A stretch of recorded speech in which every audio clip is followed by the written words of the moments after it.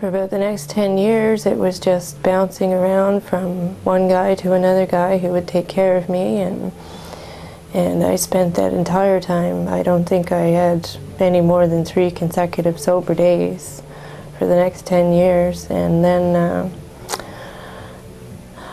I ended up pregnant again, and thought I was really going to do things right this time, and I was going to give up the party, and did not want to have happen what happened with my first child. And for almost 2 years, I quite successfully, did what I wanted to do. And then one night I decided to go out and to a bar with a couple friends, and my mother didn't like the idea of this, and I didn't come home till the next day. I left my baby with my sister, and she jumped aboard me, my mother, and started the whole roller coaster ride all over again. And this time I knew what was going to happen, and I wasn't going to put myself through 3-4 years of hell like I did the first time. I just walked away, and I let them take my child, and I won't get into the whole thing, what happened. Spent many nights sleeping in this park up here. It was also kind of a good place to go and do your drugs unnoticed. You could sit on one of the benches and just like you were any other person sitting in the park. And this neighborhood, well, the people kind of, they're not naive to what goes on, and if someone saw you sitting on the bench, all they did was look at you and, just, that's one of the druggies, and before they can get close enough to see what you were doing, they would just go off in the opposite direction, probably scared of you. So, one night I fell asleep on a bench, and I had a man kept coming up to the bench trying to pick me up. He wanted to, figured I would go have sex with him for money, and I kept telling him to go away, and the final time he crept up and put his hand down the back of my pants, and I jumped up in fear, of course, and I screamed at him and told him I was going to call the police, and he left me alone after that. My name is Cal Maskery, and I'm the founder and director of Harvest House Ministries. I'd like to just give you a rundown of what we do here in the course of a day at Harvest House Outreach Centre here at 182 High Street in Moncton. 10 o'clock every morning there's a fellowship time for our community. They can come in, have coffee, greet with pastors, leaders, interested individuals that come in and share with our community to encourage them. From noon till 4 every day we have volunteers that come in and serve coffee, and the center's open every day for a first contact with our community. Some come looking for just someone to talk to, some come needing a place to stay, some need a doctor. We have a clinic next door where they're processed by Dr. Susan Krause at Salvis Clinic and Angie Arsenault.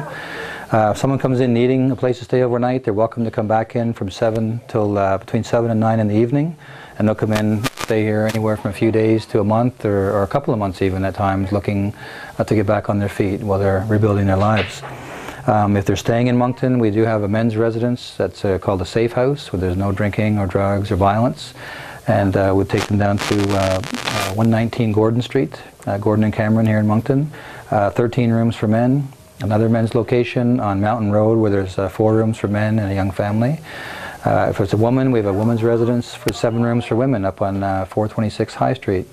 Sometimes we have single parents coming in, got no places to go. We have 7 units for single parents next door to our recovery center, next door to the Harvest House, and just a few doors down the street on Dufferin across from the outreach center. We also have an addiction and recovery center next door at 174 High Street. If a man comes in struggling with drinking or drugs, we're able to invite him to come into our program. Many come to us after being in detox for 5 or 7 days, and they get off their chemical or drinking substance, but they still go back to the same families, the same friendships, and very often get entangled in the drug network once again. So we purposed that we would have a long-term program where we would work with them for 6 to 9 months, doing 12-step programs, helping them to, to invite the Lord to come into their life and begin a work to help them to overcome their addiction. So during that 6 to 9 months, we help them get back on their feet, to rebuild their lives, to be involved in restitution where we can with them, and help them to successfully reintegrate into the community. It's been a number of successful men have gone through that program, are now staying on to help us with our ministry, and their desire is to give back to the community. And so our goal, we have a number of businesses now that will hire them coming near the end of their program and upon their release, which is very helpful. And we also seek to reintegrate them into their local community. Many that don't have families or supportive families will stay on with us, enter into one of our men's residences or apartment units for their families, and stay on and be a part of the community here in Moncton.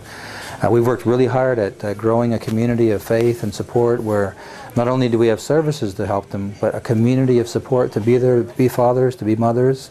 And this is what we're really asking our community, is to come and get involved and help reach the community by being a father, being a mom, being a brother, someone just to be here and ask how they're doing, to help them with their recovery.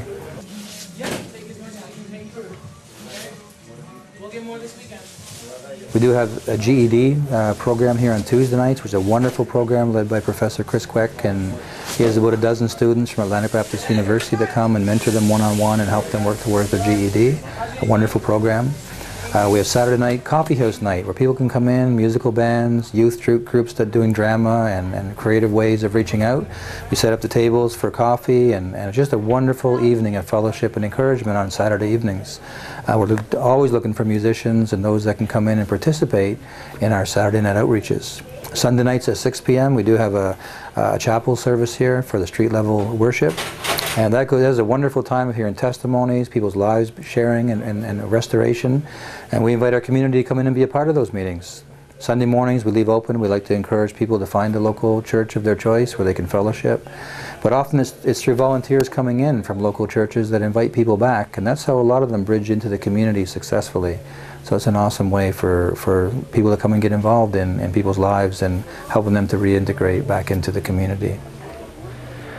I became involved in the board of directors for Harvest House last spring of '08, and after getting involved I had gone to some of my other business friends and asked if they were interested, and they were very willing.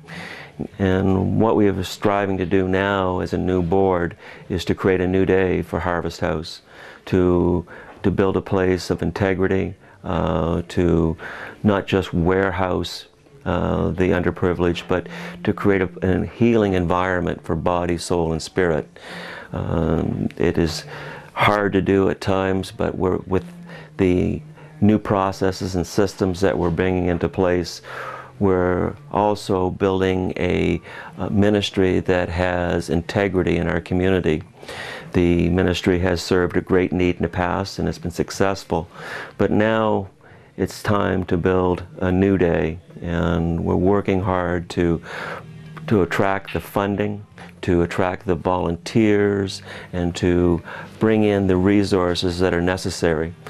We're appealing to people for money. Sometimes hard to ask for, but this is our city. These are our people. We have an obligation to help those.